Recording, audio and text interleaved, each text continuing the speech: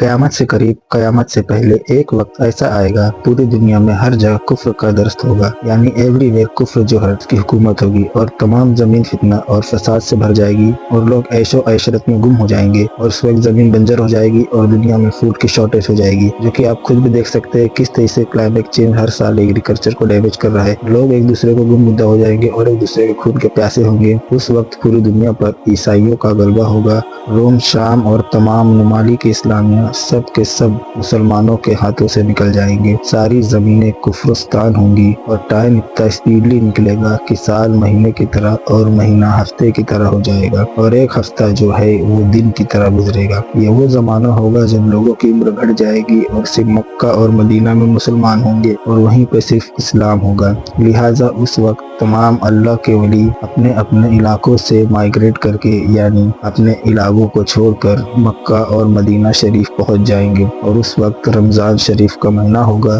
تو میرے پیارے دوست، قیامت پارٹ 3 میں آپ لوگ حضرت امام مہدی علیہ السلام کے بارے میں مکمل جانکاری جاننے والے ہیں۔ تو آپ لوگوں سے گزارش ہے کہ اس ویڈیو کو پورا ضرور دیکھیں اور ایک لائک شیئر کر کے اپنے دوست اور گھر والوں کو بھی دکھائیے اور سبسکرائب ضرور کیجیے۔ تو میرے پیارے دوستوں، قیامت کی پہلی نشانیاں میں سے پہلی نشانی یہ ہوگی کہ عراق اور شام تباہ ہو جائیں گے۔ تو عراق اور شام تباہ ہو رہے ہیں، اس کی تباہی میں کوئی شک و شبہ نہیں ہے۔ پھر ظلم اتنا عام ہو جائے گا کہ ایک اندھے سے بھی پوچھو کہ دنیا کے حالات کیا ہے تو وہ کہے گا ظلم بڑا عام ہو گیا ہے، اور ابھی صورتحال یہی ہے۔ آپ دیکھ ہی رہے ہیں کہ بے گناہوں کو کس طرح سے جیل میں ڈال دیا جا رہا ہے، اور عمارتیں بڑی لمبی لمبی بنائی جا رہی ہے، اور چوتھی نشانی جو ہے ابھی تک پوری نہیں ہوئی ہے، جو اب بس پوری ہونے ہی والی ہے، وہ یہ کہ 3 خلیفہ کے بیٹے آپس میں جنگ یعنی لڑائی کریں گے اس خزانے کے بارے میں جو کعبے کے اندر ہے، اور جب ان کے اندر لڑائی ہوگی تو پھر قبیلوں کے اندر جنگ چھڑ جائے گی۔ ابھی یہ چیز نہیں ہوئی ہے، یہ ہونا باقی ہے۔ 3 خلیفہ کے بیٹے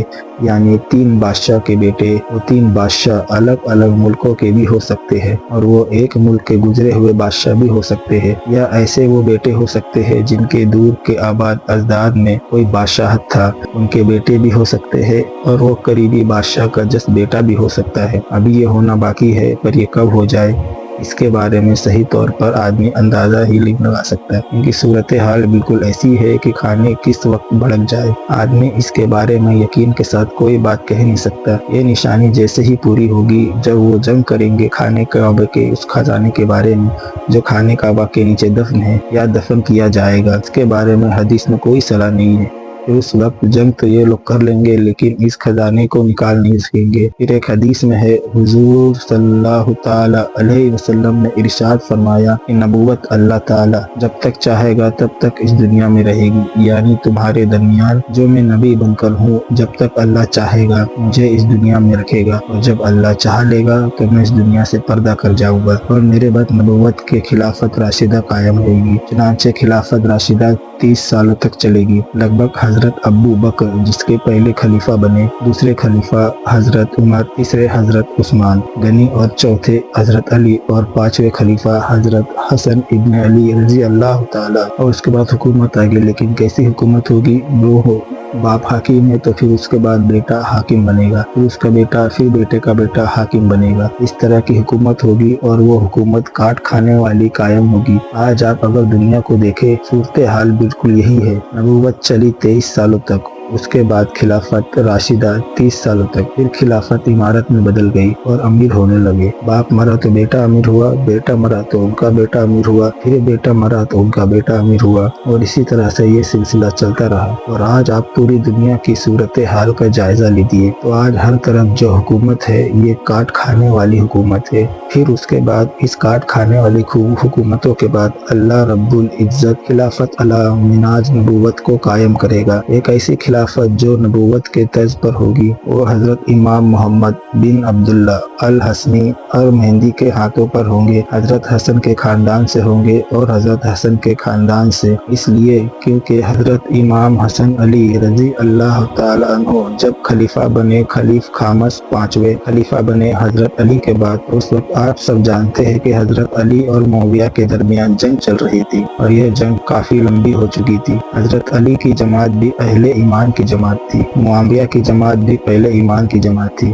حضرت حسن نے اس جھگڑے کو ختم کرنے کے لیے اور صلح کرانے کے لیے اپنی خلافت کو چھوڑ دیا۔ وہ خلافت سے دستبردار ہو گئے اور اس دستبرداری کی وجہ سے انعام میں اللہ رب العزت ان کی نسل سے حضرت امام مہدی کو پیدا فرمائیں گے، اس لیے کہ انہوں نے قربانی دی۔ خلافت کو چھوڑ کر تو اللہ رب العزت ان کی نسل سے ایک ایسے شخص کو پیدا کرے گا جس کے ہاتھ میں پوری دنیا کا کنٹرول ہوگا اور وہ پوری دنیا پر حکمرانی کریں گے۔ اس وقت جب سب طواف خانہ میں کعبہ میں مصروف ہوں گے، حضرت امام مہدی بھی وہاں ہوں گے اور اس وقت آپ کی عمر 40 سال ہو چکی ہوگی اور امام مہدی آپ کا لقب ہوگا، جبکہ اصل نام محمد ہوگا اور آپ کے والد کا نام عبداللہ ہوگا۔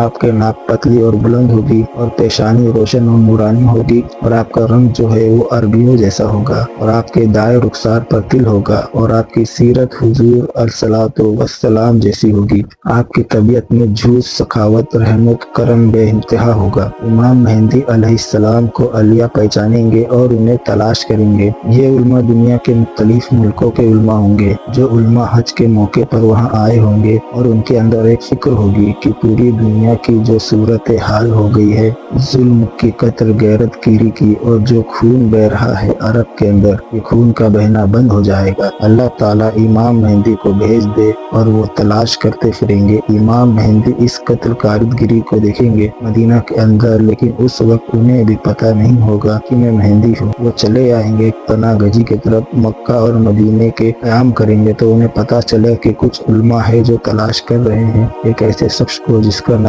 محمد ہو اور والد کا نام عبداللہ ہو، تو انہیں ڈر لگے گا کہ کہیں وہ مجھے نہ پکڑ لے، تو وہ ڈر کے پھر مدینہ چلے جائیں گے۔ تو یہ علماء بھی مدینہ پہنچیں گے، انہیں پتہ چل جائے گا کہ یعنی امام مہدی علیہ السلام کو مجھے تلاش کرتے کرتے یہ لوگ مدینہ آ گئے، تو وہ پھر ڈر کر مکہ آ جائیں گے، اور جب مکہ آ جائیں گے تو یہ علماء پھر سے مکہ واپس آئیں گے اور وہ اس وقت کعبہ کی دیوار سے چپک کر دعا کر رہے ہوں گے۔ یہ لوگ پہنچیں گے اور کہیں گے کہ آپ امام مہدی ہے، آپ بیعت کیجئے، تو امام مہدی علیہ السلام گھبرا جائیں گے اور کہیں گے کہ نہیں، میں وہ شخص نہیں ہوں، میں تو ایک انصار کا آدمی ہوں۔ علماء کہیں گے آپ بھاگ نہیں سکتے، ہم سے آپ بہت مرتبہ بھاگ چکے ہیں، اب اگر آپ بھاگیں گے اور آپ بیعت نہیں لیں گے تو پھر یہ جو امت کا خون بہ رہا ہے یہ آپ کی گردن پر ہوگا۔ تب وہ گھبرا کر بیعت لیں گے، اور جس وقت وہ بیعت لیں گے تو اس وقت سرے فہرست دنیا کے مختلف علاقوں کے 7 علماء ان کو تلاش کرنے میں آگے آگے ہوں گے، اور اس وقت جب وہ بیعت کریں گے تو ان کا جو لشکر بنے گا وہ تقریباً 15,000 کا ایک گروہ ہوگا، اور اس وقت آسمان سے آواز آئے گی یہ اللہ کا خلیفہ مہدی ہے، اور پھر پوری دنیا میں ایک شور مچ جائے گا۔ ظاہر ہے کہ اب شور مچنا تو بہت آسان ہے، سوشل میڈیا کے ذریعے، ٹی وی کے ذریعے، نیوز پیپر کے ذریعے سے خبر پھیل جائے گی کہ امام مہدی اب ظاہر ہو چکے ہیں۔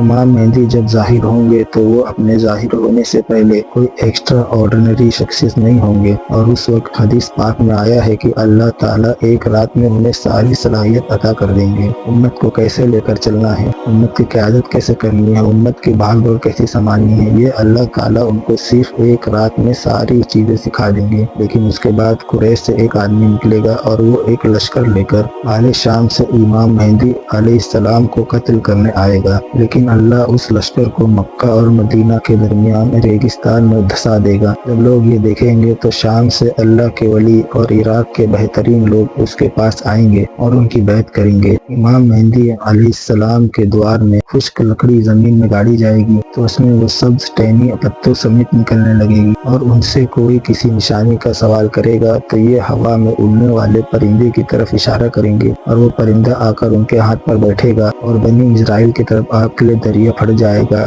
اور ان کی تشریف آوری سے وہ زمین عدل سے بھر جائے گی۔ اس طرح وہ پہلے ظلم سے بھری ہوئی تھی، ہر طرف عدل انصاف ہوگا، زمین اور آسمان کے رہنے والے سب ان سے راضی ہوں گے۔ آسمان اپنی تمام بارش موسلا دار برسائے گی اور زمین اپنی سب پیداوار نکال کر رکھ دے گی، یہاں تک کہ زندہ لوگوں کو تمنا ہوگی کہ ان سے پہلے جو لوگ تنگی اور ظلم کی حالت میں اس دنیا سے چلے گئے کاش وہ بھی ان حالاتوں کو دیکھ لیتے۔ ہر طرف خوشحالی کا دور ہوگا، اور اس وقت جیسے حالات ہوں گے کہ ہر طرف امن و امان ہوگا، ظلم ظلم اور ستم کا خاتمہ ہو چکا ہوگا، ہر کوئی سیٹسفائی ہوگا، اس کو کسی چیز کی ضرورت ہی نہیں ہوگی اور انصاف عام ہوگا۔ اور ہاں، اس وقت امام مہدی کا ساتھ دینے کے لیے خراسان سے کالے جھنڈے لہراتے ہوئے ایک فوج چلے گی، جو کہ امام مہدی کی فوج کے ساتھ جا ملے گی۔ آج کے دور میں خراسان کے علاقے میں ایران، افغانستان، قزاقستان، ترکمستان، ازبکستان اور پاکستان، ان سارے ملکوں کا کچھ حصہ شامل ہے۔ اس خراسان کے علاقے میں جتنے بھی ملکوں کے شہر آتے ہیں، ان سب میں ایک چیز کامن ہے، یہ سارے شہر کچھ خاص ڈیولپ نہیں ہے۔ خراسان کا زیادہ تر علاقہ پہاڑی اور ریتیلا علاقہ ہے۔ یہ علاقہ دنیا کا عیاشوں سے الگ ہے، تاکہ یہاں کے رہنے والے لوگوں کے دلوں میں دنیا کی محبت نہ ہو۔ جو لوگ مرنے سے ڈرتے ہو وہ کیا جنگ لڑیں گے؟ لیکن اس خراسان کے جس علاقے سے کالے جھنڈے لے کر فوج چلے گی، اس وقت کے حالات کے مطابق وہ افغانستان ہو سکتا ہے، کیونکہ افغانستان میں آج کے وقت اسلامی قانون کے مطابق حکومت قائم ہے، اور اب افغانستان ہی وہ ملک ہے جس کے پاس آج کھونے کے لیے کچھ بھی نہیں ہے۔ اور آج کے حالات کے مطابق ایسا لگتا ہے کہ یہ فوج افغانستان سے ہی چلے گی۔ لیکن جب خراسان سے فوج امام مہدی کے لشکر کے ساتھ جا ملیں گی، پھر مسلمان پوری دنیا کو فتح کریں گے اور مسلمانوں کی پوری دنیا پر حکومت ہوگی۔ نبی پاک صلی اللہ تعالی علیہ وسلم نے فرمایا کہ رومن سے دنیز ماق نام کی جگہ پر جمع ہوں گے اور مسلمان بھی جنگ کی تیاری کریں گے اور مدینے سے رومنز کے خلاف فوج بھیجیں گے۔ یہ دونوں فوج آپس میں جنگ کرے گی۔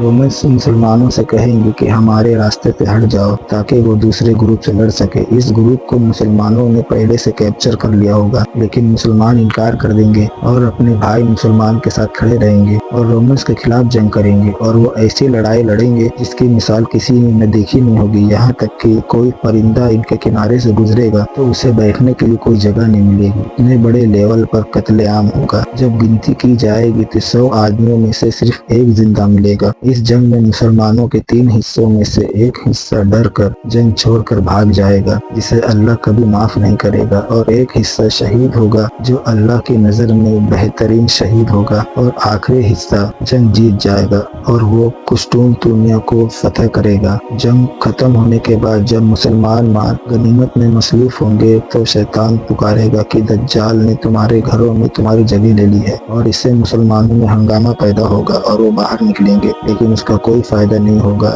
دجال کی اس کنفیوژن سے ڈیل کر کے مسلمان سنیا جائیں گے۔ وہاں مسلمان ایک اور جنگ کی تیاری میں ہوں گے اور نماز کا وقت ہو چکا ہوگا۔ اللہ کے نبی حضرت عیسیٰ علیہ السلام اس دنیا میں آئیں گے۔ وہ 2 فرشتوں کے پروں پر ڈاما کی ایک مسجد کے مینار پر اتریں گے اور وہ امام مہدی کے پیچھے کھڑے ہو کر نماز پڑھیں گے۔ پھر یہاں سے مسلمانوں کے لیڈرشپ حضرت عیسیٰ علیہ السلام کے ہاتھ میں ہوگی۔ حضرت عیسیٰ علیہ السلام فرمائیں گے، دروازہ کھول دو۔ جب دروازہ کھولا جائے گا تو سامنے دجال کھڑا ہوگا۔ حضرت عیسیٰ علیہ السلام دجال کو دیکھیں گے، اسے کہیں گے کہ میں نے تجھے ان سے دور رکھا ہے، اور پھر حضرت عیسیٰ علیہ السلام دجال کو مقام لط پر پکڑیں گے اور اسے وہاں نیجا مار کر قتل کر دیں گے۔ مقام لط پر آج کے دور میں اسرائیل میں ایک ایئرپورٹ بنا رکھا ہے، اور شاید دجال اسی پلین میں وہاں سے بھاگنے کی کوشش کرے گا، اور وہیں پر حضرت عیسیٰ علیہ السلام اسے قتل کر دیں گے۔ دجال کی موت کے بعد مسلمان اور یہودیوں کے درمیان ایک جنگ ہوگی۔ نبی کریم صلی اللہ تعالی علیہ وسلم نے فرمایا کہ اگر کوئی یہودی کسی پتھر کے پیچھے بھی چھپا ہو تو وہ پتھر بھی بول اٹھے گا کہ اے مسلمان، میرے پیچھے ایک یہودی چھپا ہے، آ کر اسے قتل کر دے، سوائے برگد کے درخت کے، کیونکہ یہ یہودیوں کا درخت ہے اور اسرائیل میں یہ بڑی تعداد میں پائے جاتے ہیں۔ اس کے کچھ ٹائم بعد امام مہدی علیہ السلام وفات پا جائیں گے۔ نبی پاک صلی اللہ تعالی علیہ وسلم نے فرمایا، امام مہدی تم میں سے 7 یا 8 سال تک رہیں گے۔ اسی پر امام باقر السلام نے فرمایا، جب امام مہدی کا ظہور ہوگا تو اللہ تعالیٰ اس یونیورس کی روٹیشن کو سلو کر دے گا، جس سے وقت سلو گزرے گا، اور اس طرح امام مہدی علیہ السلام صرف 7 سالوں میں دنیا فتح کر لیں گے۔ پھر حضرت عیسیٰ علیہ السلام قرآن کے قانون اور ایک عادل حکمرانی کی حیثیت سے لوگوں میں انصاف کے طور پر فیصلہ کریں گے، کراس کو توڑ دیں گے اور خنزیر کو مار ڈالیں گے اور جیزس کو ختم کر دیں گے۔ پھر انٹری ہوگی یاجوج ماجوج کی۔ میں ملتے ہیں اگلی ویڈیو میں، تب تک کے لیے اپنا خیال رکھیے اور اللہ حافظ۔